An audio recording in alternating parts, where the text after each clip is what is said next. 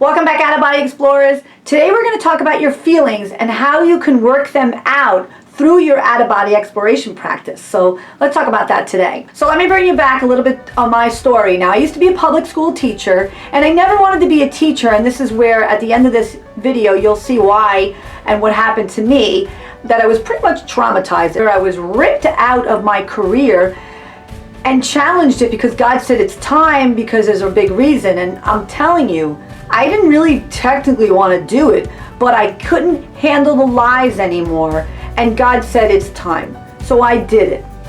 And now back to my healing family. Now my sister is a retired Leo, a retired law enforcement officer. And now she's an acupuncturist, and she always knew she wanted to be a healer.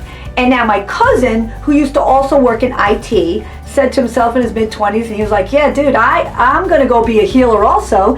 And he became a chiropractor, and his special technique is NET, which is Neuroemotional technique, and he does muscle testing. They both do the muscle testing. So they are part of my healing group.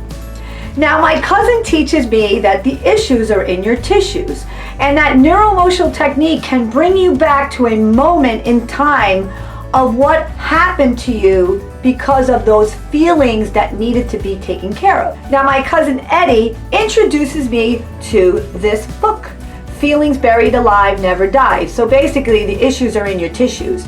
It's written by Carol Trueman. It's an old book. What Carol Trueman talks about is that the most difficult language in communication is the language of feelings. I'll give you a really simple situation. So you may be in your 30s, 40s, whatever it is, and something at work triggers you. And now you lash out, and you're trying to figure out how come that happened. And it could have been something from your past, like when you were 8 years old. Now you realize that they're unresolved, repressed, suppressed, negative feelings that were never taken care of in that situation, and then they arise up again. And now what the book's about is that's connected to a body part. And I'm going to give you an example, because I love giving this example when I tell people, get this book, it's a great book. Say my throat chakra. The best part is there's a dictionary in the back to show you. And my throat chakra, say your thyroid isn't working. And now you have to realize what's going on. They give you the examples of why that thyroid might not be working, and a lot of it is because of where you live. There could be conflict between the conscious and the subconscious, the lack of love for self, fears, self-expression, deep sense of frustration and anxiety, and lack of discernment. So those are some of the ways that they live. My other favorite one that I always give an example of is this one too, nail biting, unfulfilled desires, feeling spiteful towards parents, feelings of frustration. There's so much about this book, and why I really like it, it's because thought shapes reality. And they talk about your thought process in here and how important it is to be positive. And that's what all my videos are all about. Thoughts shape reality. So I am a clairvoyant and an empath, but I choose to be clairvoyant because I don't want to take on those feelings. I can own my own feelings, and I will allow you to own your own feelings. So I've worked on a lot of my childhood traumas through my out-of-body explorations. The other part of this is that my sister and my cousin are part of my energetic force. We are now here to heal people in this natural way that used to be done in the past. When I was going through my trauma at school, fighting the fight, I was going into regret. And I said, I never wanted to be a teacher. And then God was like, well, I'm going to show you why. And I was like, oh, elementary school? So now I went through Ho'oponopono through all my teachers in elementary school. It was a very tiny school, so you were stuck there. I went from kindergarten all the way to 6th grade. Ho'oponopono, I'm sorry, I love you, please forgive me, thank you.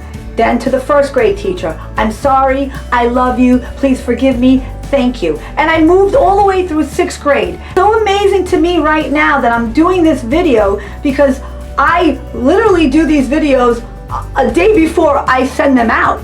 And I ask God, what video am I doing today? He's like, you're doing the Feelings Buried Alive video. I'm like, all right.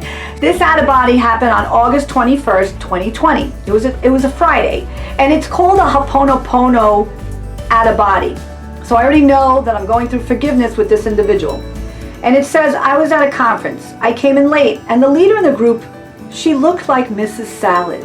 And that was my 4th grade teacher. But she looked younger. She wasn't nice. Because I was late, I wasn't allowed to put my name on the project. And I told her she was a mean lady. I started crying. I told her she didn't know who I was and that I am strong with a lot of love to give. And I started crying.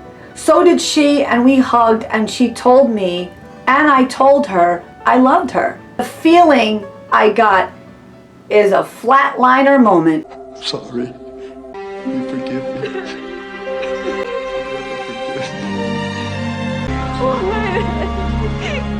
And when I get that feeling of flatliner, you cannot stop crying because the love is a punch in the heart kind of powerful. When I was in 4th grade, she pointed at me, poked me, and had a conversation with me and told me I had no heart. And you know why she told me I had no heart?